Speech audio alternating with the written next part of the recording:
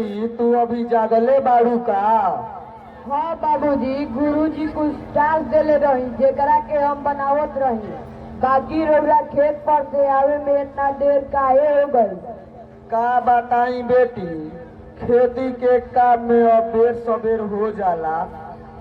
आतना देरी खेत में काम कोई सेहत काटी ठीक ना होला बाबूजी। अरे अबे शरीर से मुंह कहाँ रह गई बेटी, अब तो खाली तोहरा और तोहर पढ़ाई से मुंह रह गई बा। हम सोचत बानी कि तू कुछ पढ़ लिख ल ताकि तहरा ये समाज के आगे हाथ ना पसारे पड़े। अच्छा ये सब बात छोड़ी बाबूजी, रउरा हाथ मुंह धो के बैठी, हम अभी कुछ खाए के लेके आवत बानी। अच्छा बेटी जा तू कुछ खाए के लेके आवो।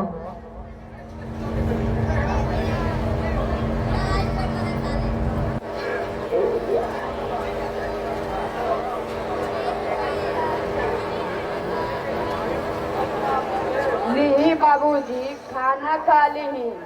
तू अपना के ना लैलू? रउरा खा ली बाबूजी, ओकरा बाद हम खा ले। अरे ई कैसे हो सकेला बेटी, आवत तू हमरा जोरे खा।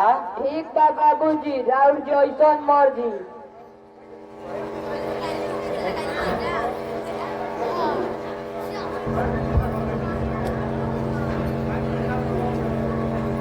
अच्छा बाबूजी, हम रउरा से कुछ पूछल चाहत बानी, का पूछ सकी ना? जरूर पूछो बेटी, एगो बेटी के पिता से पूछे में आगे के जरूरत ना होला, जरूर पूछ। बाबूजी, हम रउरा से ये पूछल चाहत बानी कि इतना मेहनत काहे करत बानी, ई जानते हुए भी कि हम रउरा ला कुछ ना कर सकी ना। तू कहल का चाहत बारू बेटी? खिसियाई मत बाबूजी, ऐसन आज से ना बल्कि हमेशा से होकर आइल बा कि लड़की के हेड हिस्ट्री से देखल गइल बा।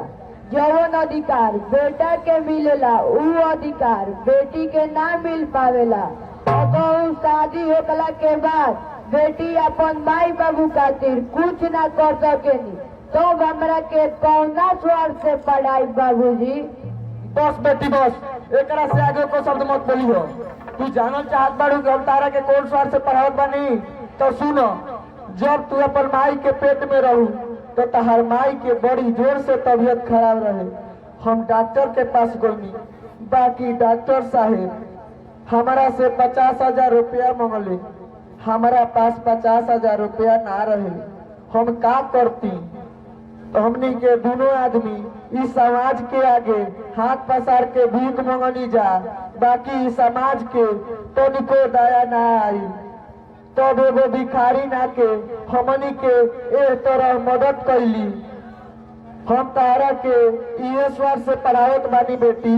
बाबूजी, बात पहले कहे न खोज कि हमार माई के मृत्यु 50,000 रुपया के चलते बोल रहे।